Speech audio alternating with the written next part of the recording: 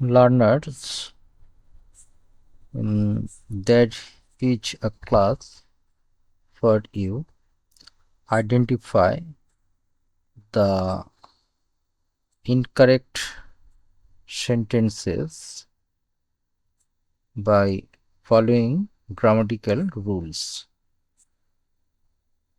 Find out errors.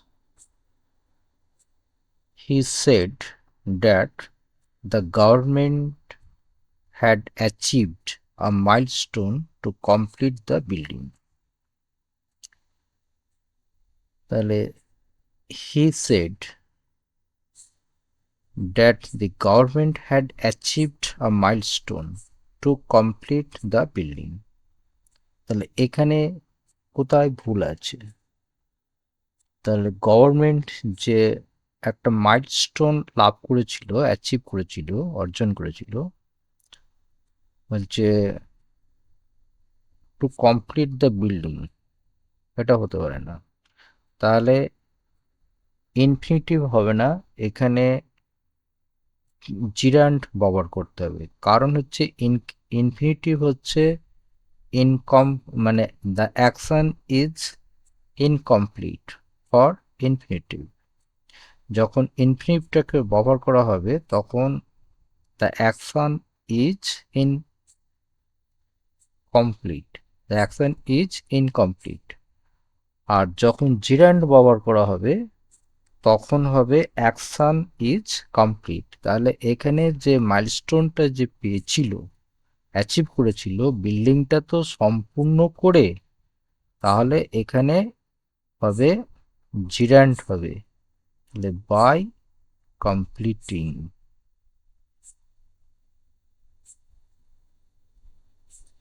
by completing the building. Initially, the government planned to have completed the capital city. তাহলে এখানে কি ভুল আছে? তাহলে ইনিশিয়ালি দ্য গভর্নমেন্ট প্ল্যান্ড, পরিকল্পনা করেছিল যে ক্যাপিটাল সিটি কমপ্লিট করবে, মানে টু হ্যাভ কমপ্লিটেড মানে সম্পূর্ণ করা হয়ে গেছে, এটা যে পারফেক্ট ইনফিনিটিভ, যে পারফেক্ট ইনফিনিটিভ এটা হবে না। তাহলে প্লেন ইনফিনিটিভ হবে, হ্যাভ কমপ্লিটেড হবে না। তাহলে কি হবে? To complete.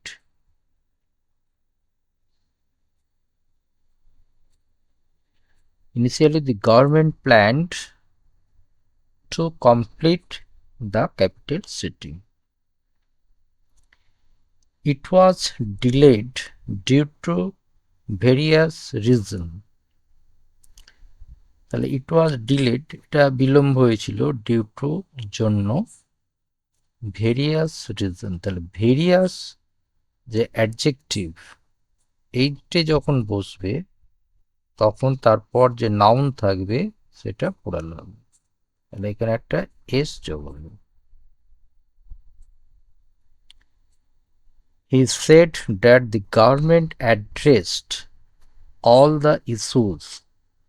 তাহলে সে বলল যে সরকার অ্যাড্রেসড করেছিল, সম্বোধন করেছিল, অল দ্য ইস্যুজ মানে সমস্ত বিষয়গুলো।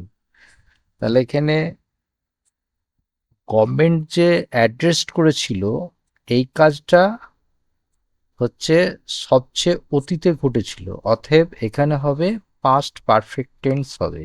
তাহলে he said that the government had addressed all the issues.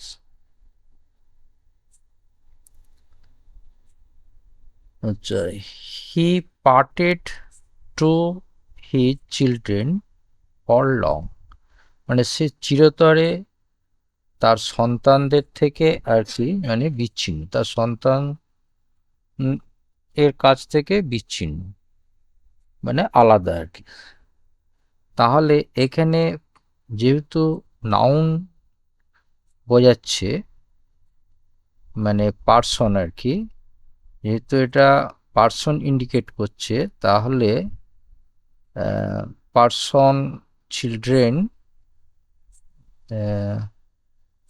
Person, যেহেতু পার্সন ইন্ডিকেট করছে, তাহলে এটা চিলড্রেন তো নন লিভিং থিং হিসেবে আমরা ধরবো না, তাহলে এখানে হবে part from, part from person, মানে ব্যক্তি বোঝালে পরে ফর্ম বসবে, মানে আলাদা বিচ্ছিন্ন হওয়া, তাহলে এখানে টু প্রিপোজিশনটা হবে না, হবে ফ্রম।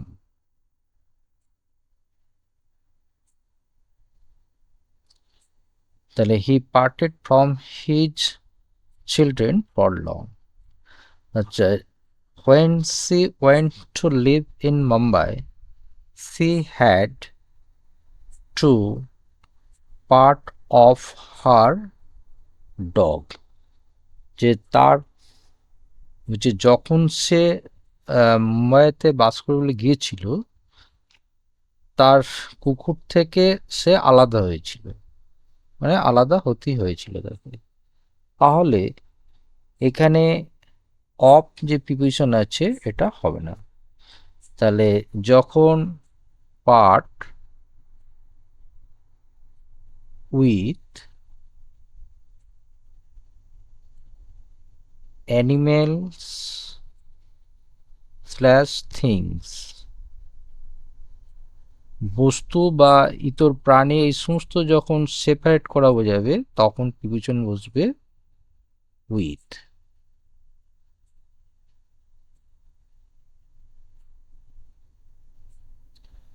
আচ্ছা, the centre will monitor the progress, তাহলে কেন্দ্র প্রোগ্রেস মানে উন্নয়নটা আর কি পর্যবেক্ষণ করবে, অফ এভরি ডেভেলপমেন্ট প্রজেক্ট, মানে প্রত্যেকটা উন্নতির যে প্রজেক্টের, মানে এভরি ডেভেলপমেন্ট প্রজেক্টের আর কি প্রোগ্রেস বা অগ্রগতিটা পর্যবেক্ষণ করবে হচ্ছে আন্ডারটেকিং ইন দ্য সিটি।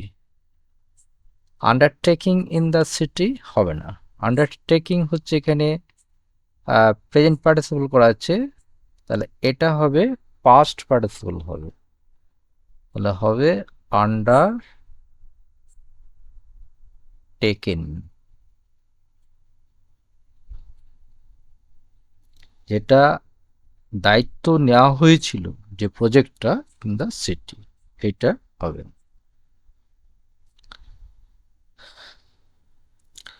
আচ্ছা, হি kept an I in the project,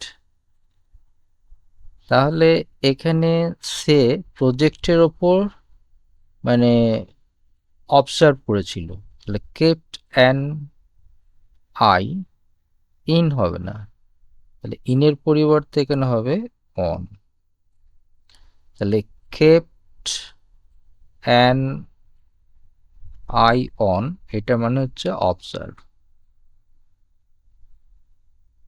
পর্যবেক্ষণ করা বা ওয়াচ করা।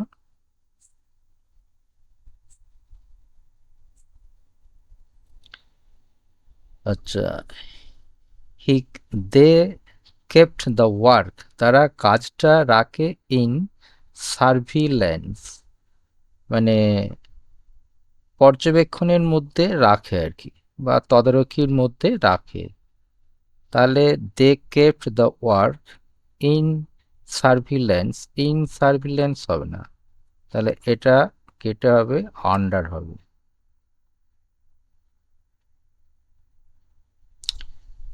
The project is upon progress, হচ্ছে প্রজেক্টটা অগ্রগতির মধ্যে আছে, এইটা বোঝাবে, তাহলে এখানে আপন প্রিপোজিশন হবে না, ইন হবে, the project is in progress. আচ্ছা, all of them are going to be located, তাদের সমস্তই যাচ্ছে টু বি লোকেটেড, মানে অবস্থিত হতে আর কি, একটা জায়গায় লোকেট হতে বা অবস্থিত, যেটা সিচুয়েটেড হচ্ছে ইন ওয়ান প্লেস, একটা জায়গার মধ্যে। তাহলে এখানে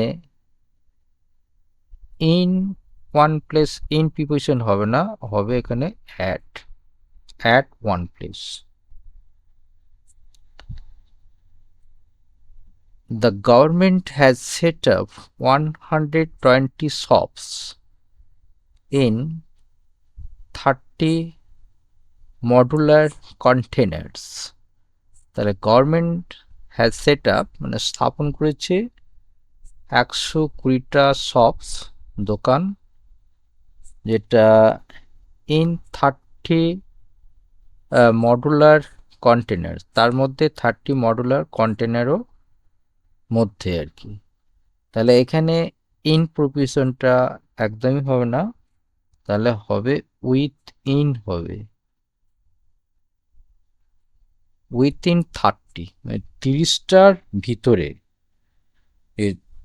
উইথিন 30 মডুলার কন্টেনার্স। আচ্ছা, I am happy knowing about the facilities.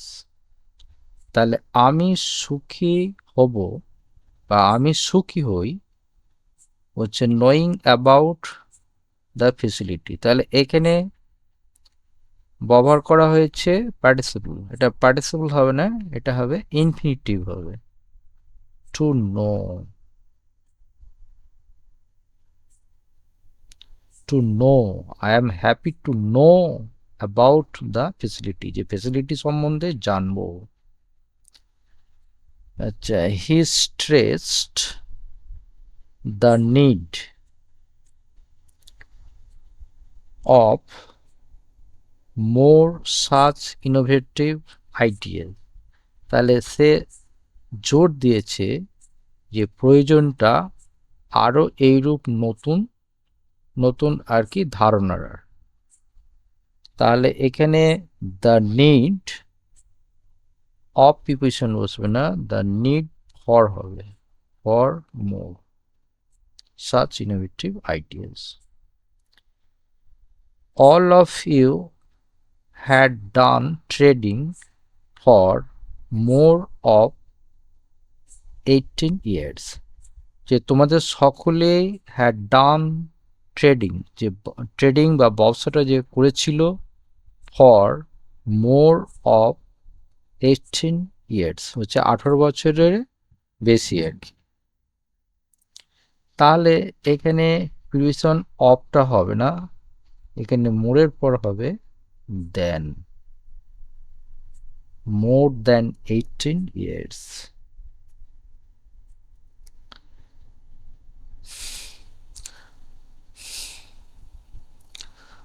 The match will be held in the stadium। তাহলে ম্যাচটা উইল বি হেল্ড অনুষ্ঠিত হবে ইন দ্য স্টেডিয়াম, স্টেডিয়াম।